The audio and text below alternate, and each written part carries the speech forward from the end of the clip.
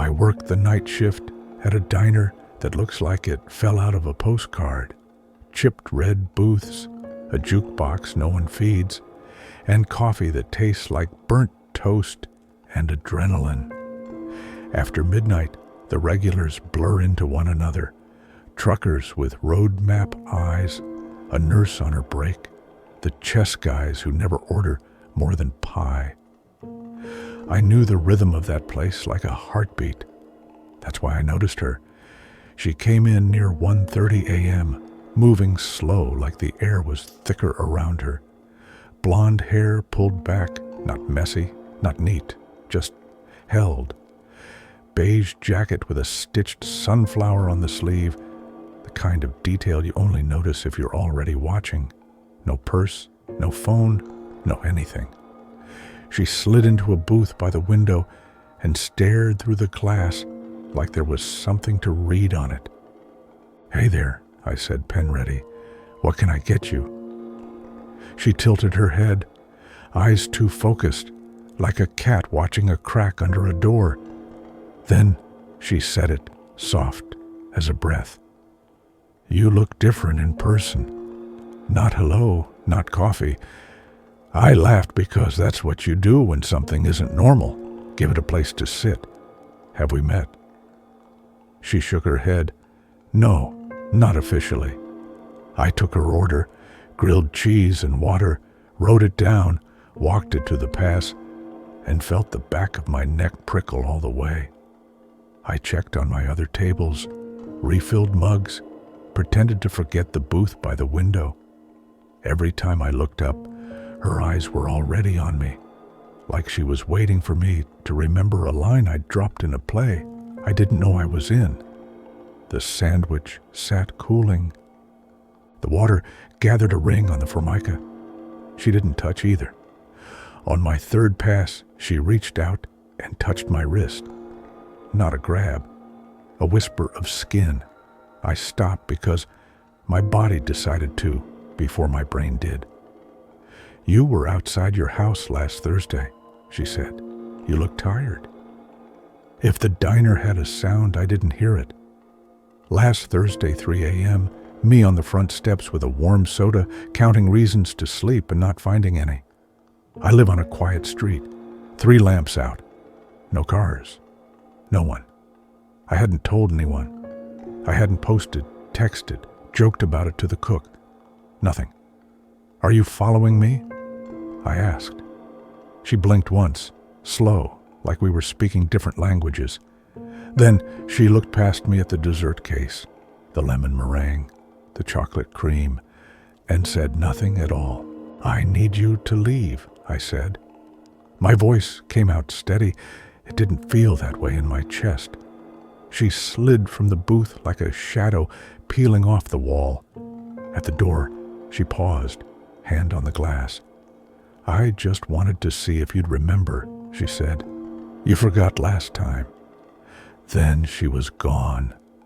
Just the reflection of the neon open sign in the window and my own face under it, pale and badly lit.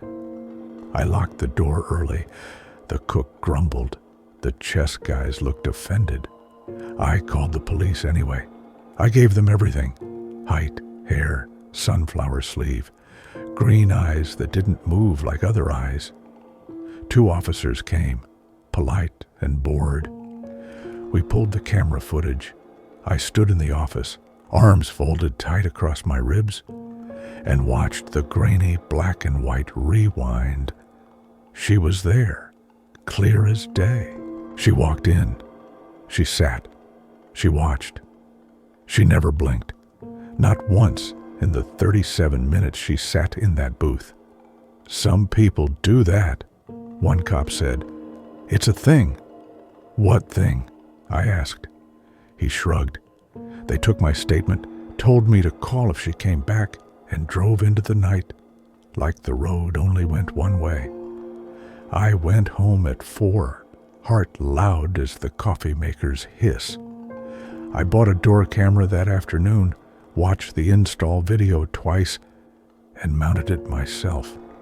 I started carrying a small pocket knife, the kind you can hide in your palm. I kept music in my ears on walks so I wouldn't hear my own thoughts pacing behind me. I told no one, because saying it out loud would make it real. I slept in inches. Every creak meant footsteps.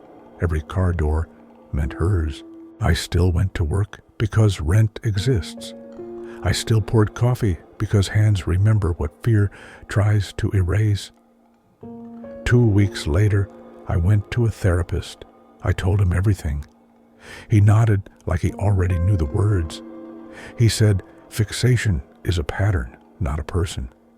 That some people pick a face and hang their loneliness on it until it looks like love. He said to keep the camera, vary my route, write it down so the memory has somewhere to live besides my chest. I asked him the question that sat in my throat like a stone. What did she mean by, "You forgot last time"? He said, "What do you think you forgot?" And I didn't answer. There are questions that are doors and questions that are mirrors. That one was both. Weeks went by. No sunflower jacket. No knock. No note. The camera captured dogs, delivery guys, and a raccoon that thinks he owns the trash can. The world kept happening like it didn't know mine had narrowed to a booth by a window and a sentence I couldn't stop hearing. One night, on my dinner break at 2 a.m., I sat in the back lot with my soda and the hum of the highway. The sky was the color of old bruise. I tried to remember everything about that Thursday outside my house. The empty street, the click of my tongue ring when I'm thinking, the way my fingers leave condensation ghosts on the can. I tried to force a memory to grow where there wasn't one. That's when the back door creaked. I didn't panic because doors creak. I stood up slow because people deserve the chance to be ordinary before you decide they aren't. It was Manny, the cook. He stuck his head out. "Phone for you," he said front. "We don't get calls, not for me." I went in anyway, wiping my palms on my apron. The line was open, the base unit old enough to remember payphones. "Hello." Static, then a voice, soft and blurred, like it had been washed. "You look different in person." I didn't breathe. "Where are you?" "Do you remember now?" she asked. The line clicked. Dead. I stared at the handset long enough for Manny to ask if I was going to marry it. I told him wrong number. I didn't mean to lie. It just came out easiest. After shift, I walked home. I knew it was a bad idea, but the cab smelled like someone else's night, and my head already had enough of that. The street was hollow and quiet. My porch light made a weak circle on the steps. The door camera winked its little blue eye at me like we shared a secret. I unlocked the door.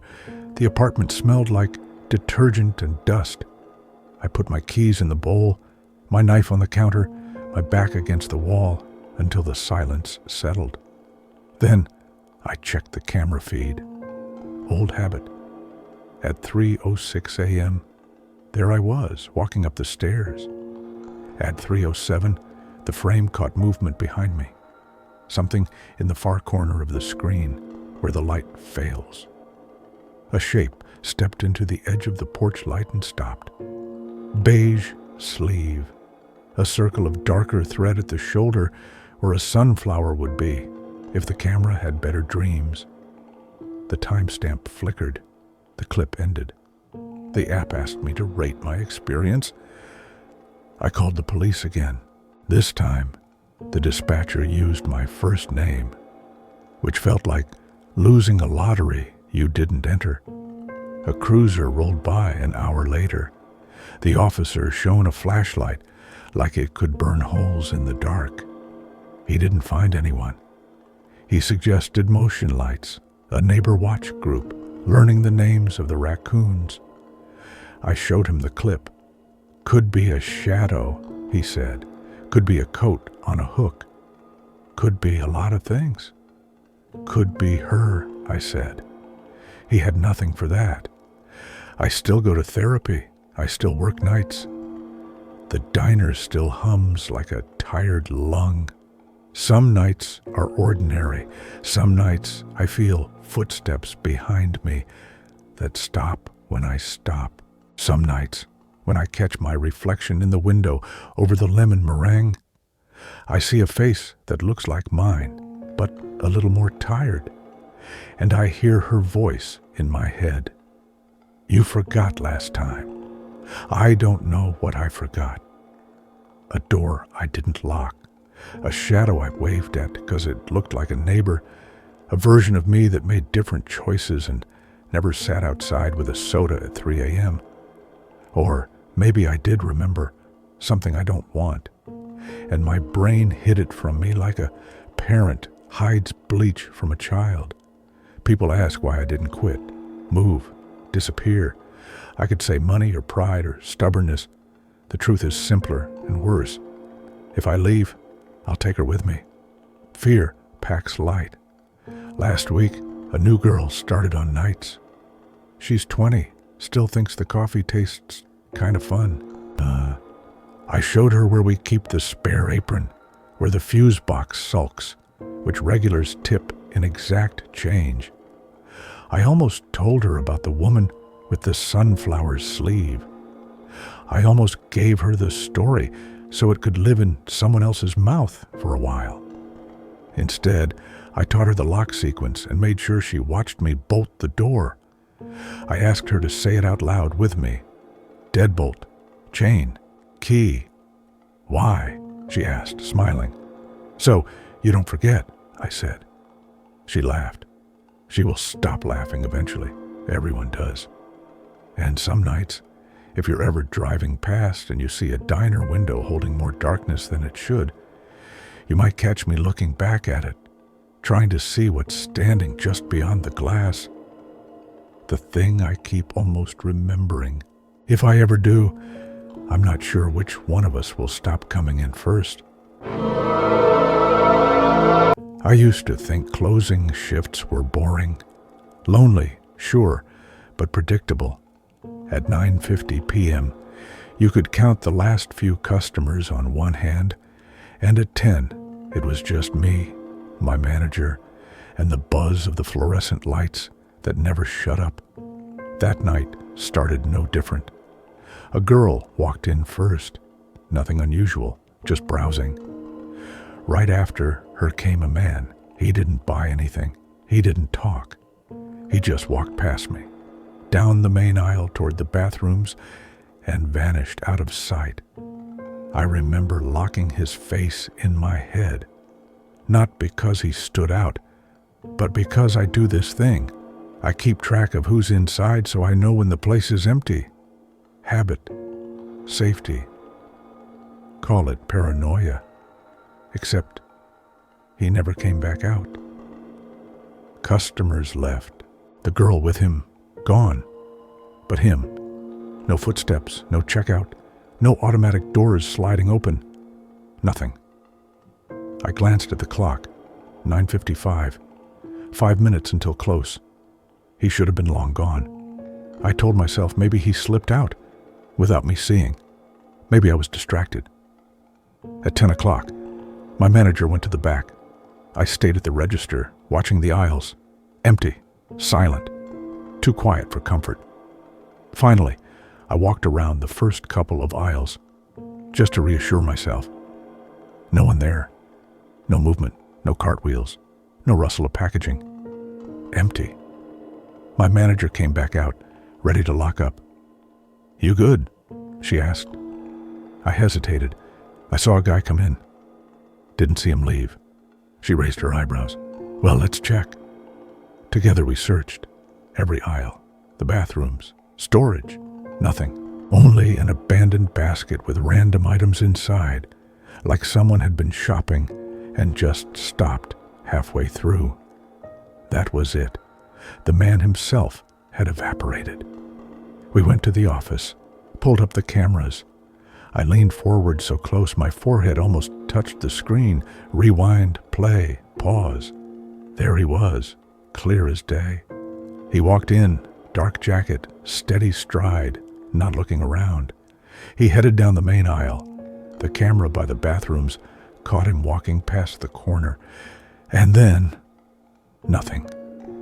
He never reappeared on any other camera, not leaving, not wandering the aisles, not even a shadow passing by. It was like he stepped out of frame and ceased to exist. "Check outside," I said. So we did. Every camera aimed at the entrance, the parking lot, the sidewalks. Rewind, fast forward, frame by frame. Customers came and left.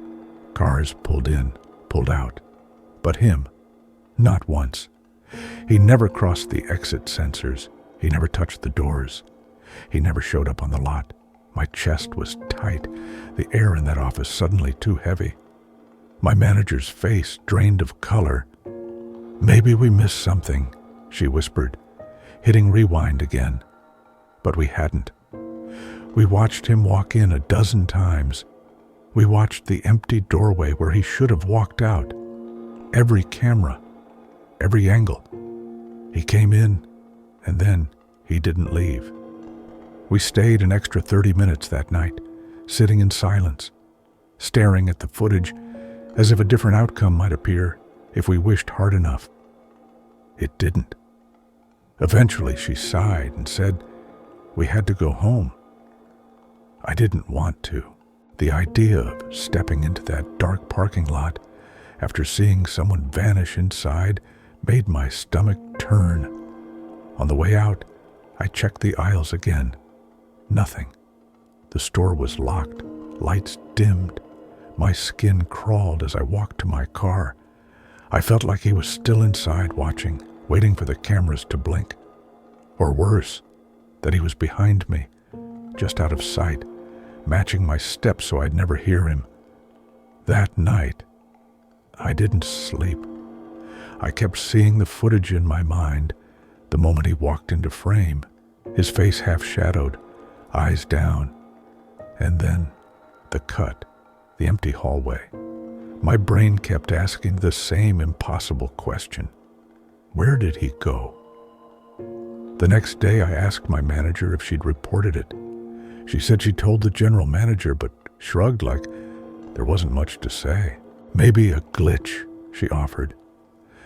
But we both knew glitches don't walk through the front door, don't carry baskets, don't leave them behind like half-finished thoughts. Weeks passed. No explanation, no follow-up. But sometimes, during closing, I catch myself looking at the reflection in the front windows, expecting to see him standing there. Sometimes, when the aisles are too quiet, I feel like he's just around the corner, waiting for the cameras to blink. Because here's the part that won't leave me. People walk in and people walk out. That's the rhythm. That's the rule. But he didn't. And rules don't just break themselves. I grew up in a town so small you could walk across it in 10 minutes if the sun wasn't too heavy and the dust didn't choke your throat. Sabino's, Durango. In 2007, I was 18, and I thought I knew what fear was. For us, fear was ordinary. Gunshots echoing from hills, drunks fighting in the plaza, rumors of cartels passing through at night. We learned to live with it, like learning to live with bad weather. You close the door, keep your head down, and pray the storm doesn't notice you. But in 2010, I learned the difference between ordinary fear and the kind of horror that scars you forever. It came on 4 wheels and parked just beyond my house, on the dirt road that led to the main street. It was early morning, the sky still pale, my boyfriend already awake, kneading dough for pan dolce. He sold it door to door, and I always brought him water before he started the ovens.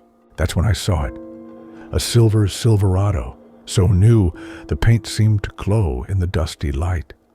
Its tires were thick, its windows tinted black, its snug top sealed tight. Out of place, that's the first thought I had. Nobody in town owned a truck like that. Ours were old Fords and Chevys with rust creeping across their doors. Even the richest family rode cars at least a decade behind. But this looked like it belonged in the city. "Whose truck is that?" I asked my boyfriend. He glanced up from his dough. "Probably visitors." "Don't worry. The first day, I tried to believe him. The second day, when the truck was still there, parked in the same exact spot, I felt something twist inside me. By the third morning, I couldn't stand it anymore." "That's not normal," I said. "It hasn't moved. No one's touched it." He shrugged, tired of me. Maybe it broke down. I wanted to yell. Couldn't he see it? Couldn't he feel the wrongness? The truck sat there like a waiting animal, still and heavy, but you knew it could lunge. Every time I passed, I swore I felt eyes on me from behind those tinted windows. "Call the police," I begged him. He shook his head. "In towns like this, you don't invite trouble. If it's cartel, you don't want to be the one who poked your nose in." But I couldn't sleep, couldn't eat. The truck infected my thoughts. So finally, out of love or frustration, he agreed. He called. The next day, a police pickup rolled into town. That was enough to draw half the neighborhood. In towns like ours, nothing ever happens. So, when something does, everyone comes to watch. I remember standing among the crowd, women in aprons, men with cigarettes, children craning their necks, even the priest from the small chapel. The air buzzed with curiosity, with nervous laughter, with the kind of chatter that masks dread. The officers circled the Silverado, tapping the hood, checking the tires, trying the doors. They called for a locksmith to come open the snug top. By then, the sun was high, burning the dust into the air. We all covered our mouths, but I don't think any of us knew what we were really preparing for. When the lock finally gave, the officer lifted the cover, and then came the smell, thick, putrid, like meat left to rot in the desert sun, only sharper, sweeter, the kind of smell that grabs your throat and claws your stomach. People gagged, some turned away. One woman dropped to her knees and retched into the dirt. The priest made the sign of the cross. Inside were 3 shapes wrapped in heavy plastic and blankets. The officers pulled them out one by one, laying them on the dirt. 2 men, 1 woman. Even under the layers you could see the outlines. Arms bent wrong, feet swollen, bodies twisted by death. Someone whispered, "Cuerpos," bodies. The officers unwrapped just enough for confirmation. Skin, swollen and bruised, cuts, burns, fingerprints of violence left all over them. Their faces, no, not faces, empty, where heads should be, decapitated. The crowd broke apart. People screamed. Mothers pulled their children away. Old men shook their heads like this was proof of everything they had feared their whole lives. I couldn't move. I stood frozen, eyes locked on the plastic, on the tarps stained dark. The stench was everywhere, crawling into my nose, my mouth, my skin. My boyfriend grabbed my arm, pulling me back, but I couldn't look away. The woman haunted me most. Her small frame wrapped tight. Who was she? Someone's daughter, someone's mother. Did she scream when they cut her? Did she beg? Did she pray? Or did she already know, the moment they took her, that this was how it would end? Cartel, one of the officers muttered, not even trying to hide it. And that word fell on us like a hammer. Cartel meant danger, silence, death. Cartel meant this wasn't an accident. It was a message. That night, we locked every door and window. We didn't speak. The smell lingered in my nose, on my clothes. I woke up gagging, certain I could hear flies buzzing around my head. The next day, soldiers arrived, trucks full of them. They towed the Silverado, sealed the dirt road, questioned a few neighbors. But the questions were shallow. No one saw who left it. No one saw when it arrived. Nobody knew anything. And even if someone did, they weren't stupid enough to say. The official story came fast. Cartel violence, 3 unidentified victims, investigation ongoing. We knew what that meant. Nothing would come of it. No names, no arrests. Just silence. And silence is what fell on us. People stopped talking about it within a week. You didn't mention the truck. You didn't mention the bodies. To do so was to risk your life. But silence doesn't erase memory. I carried it with me. For weeks, I couldn't walk past that road without imagining the Silverado parked there, gleaming, waiting. I couldn't look at any pickup without seeing tarps and plastic inside. The smell followed me everywhere, at the market, at night in bed, even in church during Mass. Neighbors acted normal, but you could see the change. People closed their doors earlier. Children weren't allowed to play outside after dark. The plaza felt emptier, the laughter quieter. Our town had always been small, but now it felt hollow, like something had been scooped out of it. My boyfriend told me to let it go. He said life goes on. People die every day in Mexico, he said. That's just the way it is. He wanted to pretend, but I couldn't. Every night I dreamed of the woman in the plastic. In my dreams, she wasn't faceless. She had my face. She was me, lying in the back of the Silverado, waiting for the sun to rise. By 2012, I couldn't take it anymore. My family decided to return to the United States, and I went with them.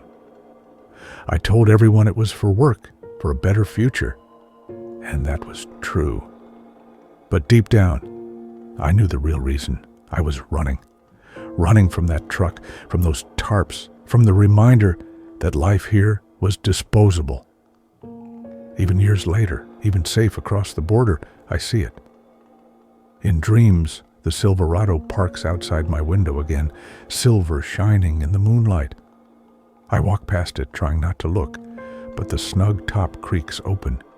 Inside are not 3 bodies, but me, folded, headless plastic clinging to my skin. I wake up choking on phantom smells. People ask what horror is. They think of haunted houses, shadows in the dark, footsteps in empty hallways.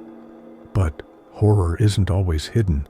Sometimes it parks on your street in broad daylight, waiting for you to notice.